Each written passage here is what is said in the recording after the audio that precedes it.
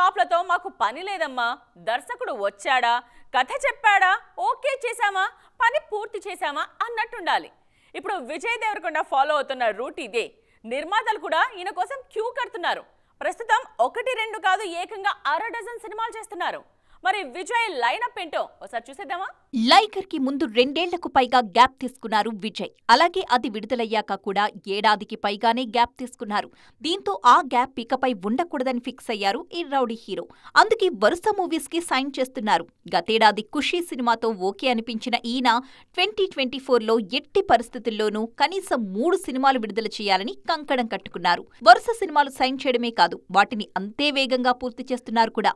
ఇప్పటికే పరశురాంతో చేస్తున్న family star cinema చివరి దశకు చేరుకుంది. ఈ సినిమా ఏప్రిల్ 5న విడుదలయ్యే అవకాశం ఉంది.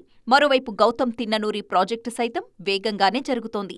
ఫ్యామిలీ స్టార్ కోసం దీన్ని హోల్డ్లో పెట్టిన విజయ్ మార్చి నుంచి రీస్టార్ట్ చేయబోతున్నారు.